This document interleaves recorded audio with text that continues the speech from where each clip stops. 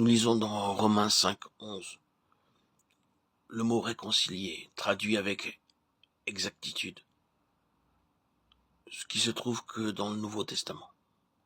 Nous le trouvons fréquemment dans le Lévitique au sujet des sacrifices, où il est traduit de diverses manières. Dans Lévitique 4, 35, nous avons expiation, propitiation.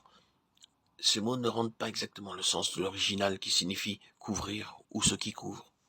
Ils ont été créés par les théologiens et sont employés pour exprimer la valeur totale du sacrifice de Christ, au double point de vue substitutif et rédempteur.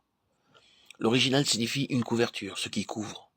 Les sacrifices couvraient les péchés d'Israël et annonçaient le grand sacrifice du calvaire. Ces péchés étaient couverts par les sacrifices qu'ordonnait la loi, jusqu'à ce qu'en Christ, notre propitiation, ils fussent effacés. Ce sont là ces péchés restés impunis, commis auparavant, auxquels l'apôtre Paul fait allusion dans son épître aux Romains 3, 25. Les mots employés dans l'original expliquent très clairement la pensée de Dieu sur ce point. Selon un hébraïsant distingué, il n'existe en hébreu que 3 mots qui puissent s'employer indifféremment, et ceux-ci ont été traduits par 8 mots et plus dans notre langue. Racheter, rédempteur, rédemption, rançon, expiation, propitiation, délivrance, réconciliation. Ces 3 mots hébreux pourraient être rendus comme suit. Goël, Gaal, signifie racheter, acheter à nouveau, venger le sang. Padar, relâcher, signifie racheter en payant un prix, laisser aller, affranchir. Et Kofer, qui signifie couvrir, recouvrir, qui recouvre par-dessus, couvrir les péchés avec le sens d'expiation. Chaque fois que le premier mot Goël est employé dans l'Ancien Testament, il éveille l'idée de parenté du parent rapproché qui a droit de rachat. Ainsi, dans Ésaïe 43, 14, 15 et 45, 22, les mots traduits rédempteur et sauvé sont Goël dans l'original. En se donnant ce nom, Yahweh nous dit qu'étant notre proche parent, Genèse 1, 26, 27, il a le droit d'intervenir en notre faveur, bien que nos premiers parents et nous après eux, nous nous soyons vendus au péché. Dieu devient donc le Goël de l'humanité, le libérateur, celui qui a droit de rachat. Il se nomme le Rédempteur, celui qui, lorsque l'heure en aura sonné, paiera le prix du rachat et effacera le péché et la transgression.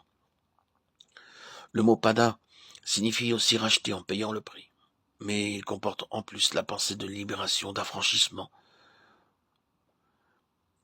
Nos versions, lorsqu'il s'agit de ceux pour qui le prix a été payé, traduisent généralement racheté ou affranchi. Goël convie la pensée du droit de rachat. Mais il y a plus dans Pada, c'est en même temps que le droit, la volonté et la puissance de délivrer. Le troisième mot, kofer ou kafar, est celui que nos versions traduisent généralement par rachat ou rançon.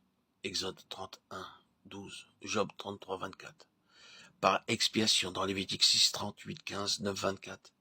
Ézéchiel 45, 15, 17 et Daniel 9, 24. Parfois aussi est traduit réconciliation. Ce mot comporte l'idée de couverture, d'expiation, de réconciliation. Il explique comment le Rédempteur, le Goël, paya le prix du rachat pour affranchir ceux qui s'étaient vendus au péché. Les sacrifices commandés aux enfants d'Israël annonçaient le sacrifice du calvaire, où le proche parent, Yahweh, Jésus, Dieu manifesté en chair, racheta l'humanité de la domination du péché par son sang précieux, devenant ainsi notre propitiation. Dès lors, le message de la bonne nouvelle pouvait être prêché à tout membre de l'humanité. Répentez-vous et convertissez-vous afin que vos péchés soient pardonnés.